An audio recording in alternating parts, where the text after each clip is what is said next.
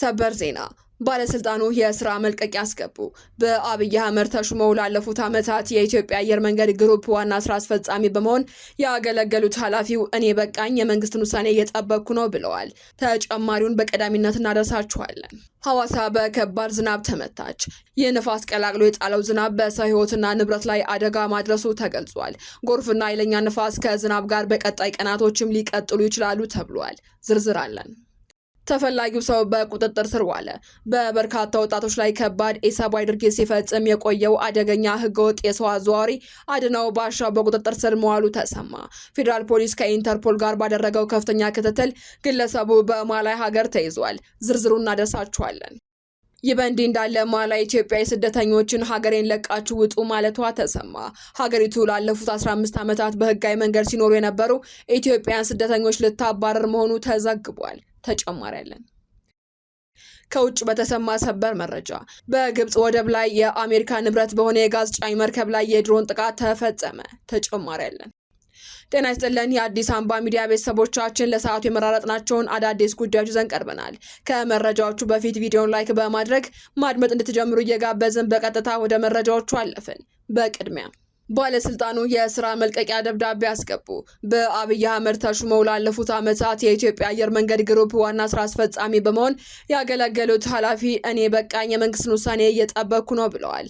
የኢትዮጵያ አየር መንገድ ግሩፕ ዋና ስራ አስፈጻሚ አቶ መስፍን ጣሰው በሰጡት መግለጫ የስራ ዘመናቸው በጡረታ መጠናቀቁን ገልጸው አሁን ላይ የመንግስትን ውሳኔ እየጠበቁ መሆናቸውን ተናግረዋል። አቶ መስፍን በስራ ጊዜያቸው አከናወንኩት ያሉትን ተግባራትም ዘርዝረዋል። አየር መንገዱን በበጀት ዓመቱ 9.1 ቢሊዮን ዶላር ወይንም ከ1.4 ትሪሊዮን ብር በላይ ገቢ ማግኘቱን አስታውቀዋል። በተጨማሪም ለ5000 ሰራተኞች ቤት እየገነባ ሲሆን የ2500 ሰራተኞች መኖሪያ ቤት በጥር 2019 ዓ.ም ለርክክብ እንደሚቀርብ ተናግረዋል። እንዲሁም በቢሾፍቱ ለሚገነባው ግዙፍ ኤርፖርት የሚያስፈልገው የ8.5 ቢሊዮን ዶላር ብድር የመጨረሻ ውጤት በ2019 ዓ.ም ይታወቃል ማለታቸው ተዘግቧል። በሐዋሳ ከተማ በረዶና ኃይለኛ ንፋስ ቀላቅሎ የጣለው ዝናብ በሰው ህይወትና ንብረት ላይ አደጋ ማድረሱ ተገለጸ።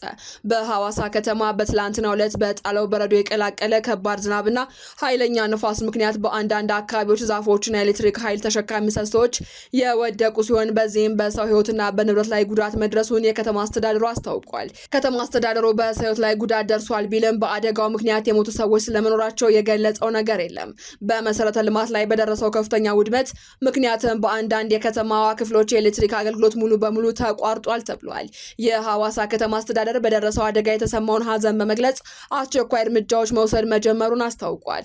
በከተማዋ በኮንክሪት ወይንም አርማታ የተሰሩ የኤሌክትሪክ ምሰሶዎችና ዛፎች፣ መኪኖችና የተለያዩ ንብረቶች ላይ ወድቀው የሚያሳዩ ምስሎች በስፋት እየወጡ ናቸው። አስተዳደሩ በተጎዱ አካባቢዎች ፈጥኖ በመድረስ ተጎጂዎችን ወደ ሕክምና ተቋም የማድረስ ስራና በንብረት ላይ የደረሰውን ጉዳት በመለየት ተገቢውን ድጋፍ የማድረግ ስራዎች አስጀምሯል ተብሏል።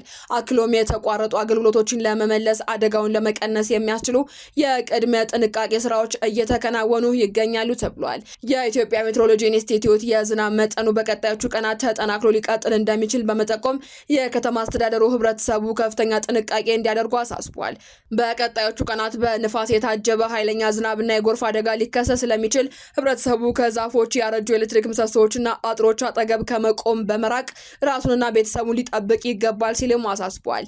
የከተማ አስተዳደሩ ለጎርፍ ተጋላጭ የሆኑ ቦታዎችን በመለየት የቅድመ መከላከል ስራዎችን አጠናክሮ እንደሚቀጥልና የከፋ አደጋ እንዳይደርስ አስፈላጊውን እርምጃ ሁሉ እየወሰደ መሆኑን ያስታወቀ ሲሆን ህብረተሰቡ መሰል አደጋዎች ከሚያስከትሉ ቦታዎች ራሱን ማራቅ እንዳለበት በጥብቅ አስጠንቅቋል። የፌዴራል ፖሊስ ከኢንተርፖል እና ከማላይ ፖሊስ ጋር በመተባበር አደገኛ ህገወጥ የሰው አዘዋዋሪ አድነው ባሻው ዳሞን በቁጥጥር ስር አዋለ። ፖሊስ እንደገለጸው ተጠርጣሪው ከሀዲያና ከምባታ ዞኖች ወጣቶችን ወደ ደቡብ አፍሪካ እንደሚያደርሳቸው በማታለል ከእያንዳንዳቸው ተጓዦች ከ600,000 እስከ 800,000 ብር ይቀበል ነበር። ተጓዦችን በሞያሌ በኩል ወደ ኬንያ በማሻገር በጫካ ውስጥ በድብቅ ያቆያቸው በ24 ሰዓትም አንድ ጊዜ ብቻ ትንሽ ሩዝና ቁራሽ ዳቦ በመስጠት ለከፍተኛ ረሃብና ለጥም ይዳረጋቸው ነበር ተብሏል። በተጨማሪም በሞተርና በእግር ሴሎ በረሃን እንዲያቋርጡ ያስገዳቸው ነበር ነው የተባለው። ናይሮቢ ከደረሱ በኋላም በአንድ ክፍል ውስጥ አጉሮ ከቤተሰቦቻቸው ተጨማሪ ገንዘብ እንዲያስልኩ ያስገዳቸው ነበር ተብሏል። ገንዘብ ማስላክ ያልቻሉትን በዱላ ይደበደባቸዋል፣ እዚህ ትሞታላችሁ በማለትም ያስፈራራቸዋል። እንዲሁም በኤሌክትሪክ ንዝረትም ያሰቃያቸው እንደነበር ፖሊስ ገልጿል። ከዚያም ተጓዦችን በእቃ መጫኛ ኮንቴነሮችና በተሸፈኑ ተሽከርካሪዎች ወደ ታንዛኒያ በማጓጓዝ በጫካ ውስጥ ጥሎ ይተዋቸው እንደነበርም ተገልጿል። በዚህ ምክንያት ብዙ ተጎጂዎች ደቡብ አፍሪካ ሳይደርሱ በየመንገዱ በፖሊስ ተይዘው እስር ቤት መግባታቸውንና በኋላም ገንዘብ ከፍለው ወደ ኢትዮጵያ መመለሳቸውን የፖሊስ መረጃ አመላክቷል። ተጠርጣሪው ከ2015 ዓ.ም ጀምሮ በተደረገ ክትትል በማላይ ተይዞ ሐምሌ 22 ቀን 2018 ዓ.ም ለኢትዮጵያ ፌዴራል ፖሊስ ተላልፎ ተሰጥቷል። ማላዊ ላለፉት 15 ዓመታት በህጋዊ መንገድ ሲኖሩ የነበሩ ኢትዮጵያውያን ስደተኞችን ልታባረር መሆኑ ተሰማ። የማላዊ ባለስልጣናት በሀገሪቱ የህጋዊ ስደተኝነት ማዕረግና የመኖሪያ ፍቃድ ተሰጥቷቸው ለ15 ዓመታት ያህል ሲኖሩ የነበሩትን ኢትዮጵያውያን ዜጋ በቁጥጥር ስር በመዋል ልታባረራቸው መሆኑን ቅሬታና ተቃውሞ ማስነሳቱ ተዘግቧል። ኢትዮጵያውያኑን በኢሚግሬሽን ሰራተኞች በቁጥጥር ስር እየዋሉ ሲሆን ከሀገር እንዲወጡ ትዕዛዝ ተሰጥቷቸዋል ተብሏል። በሉሎንጎ ወደሚገኘው ካሙዙ ዓለም አቀፍ አየር መንገድ ሀገር የማባረር ሂደት እንደሚፈጸምባቸው የተሰማ ሲሆን በሂደቱ ወቅትም የህግ ጠበቃ የማግኘት መብት እንደተከለከሉ ምንጮች ገልጸዋል ሲል ናያሳ ታይምስ የተሰኘው የማላይ መገናኛ ብዙሃን ዘግቧል። የማላይ ብሔራዊ ፖሊስና የኢሚግሬሽን መመሪያ ስለ ኢትዮጵያውያኑ መባረር ምክንያት ዝርዝር ማብራሪያ ለመስጠት ፈቃደኛ ባይሆኑም ኃላፊነቱን እርስ በርሳቸው ሲያከላክሉ እንደነበር ዘገባው አመላክቷል። ይህ የማባረር እርምጃን በማላይ ስደተኞች መብት ላይ ያለውን ውጥረት ያሳየን የተባለ ሲሆን የሰብአዊ መብት ተሟጋቾችን በሀገሪቱ የስደተኞች ህግ ላይ ስር ነቀል ማሻሻያ እንዲደረግ ጥሪ እያቀረቡ ይገኛሉ ተብሏል። ማላዊ እንደ አውሮፓውያን አቆጣጠር 1989 የስደተኞችን አዋጅ በአሁኑ ወቅትም በልዩ የህግ ኮሚሽን በከፍተኛ ፍርድ ቤት ዳኛ የሚመራ አጠቃላይ ግምገማ እየተደረገበት ይገኛል ተብሏል። የከፍተኛ ፍርድ ቤት ዳኛም በአሁኑ ህግ የስደተኞችን ሰብአዊ መብት ከመጠበቅ ይልቅ በመንግስት ቁጥጥር ስር ላይ ብቻ ያተኮረ በመሆኑ ስደተኞች ከአካባቢው ማህበረሰብ ጋር እንዳይቀላቀሉና መብቶቻቸውን እንዲገድቡ አድርገዋል ሲልም ዘገባው አመላክቷል። ከውጭ በተሰማ ሰበር መረጃ በግብጽ ወደብ ላይ የአሜሪካ ንብረት በሆነ የጋዝ ጫኝ መርከብ ላይ የድሮን ጥቃት ተፈጸመ። በግብጽ የሜዲትራኒያን ወደብ በሆነው የዲያሜታ በሚገኘው የአሜሪካ ንብረት በሆነ ፈሳሽ ጋዝ የሚቀይርና የሚያከማች መርከብ ላይ በተፈጸመ የድሮን ጥቃት የእሳት መከሰቱን በኋላም እሳቱ በአቅራቢያ ወደሚገኝ ሌላ መርከብ መሸጋገሩን ሮይተርስ ዘግቧል። የብሪታንያው የባህር ላይ ደህንነት ተቋም ኤምብሬ የመጀመሪያ ደረጃ ምዘናና የደህንነት የንግድ መረጃዎችን ጠቅሶ እንደዘገበው ኤርጎስ ዊንተር የተባለች መርከብ የቀኝ ጎኗ በድሮን ጥቃት ተመቷል ብሏል። በመቀጠልም እሳቱ በወደቡ ላይ ወደነበረች ጋስሎግ ሳሌም ወደ ተባለች ሌላ የጋዝ መርከብ ተዛምቷል።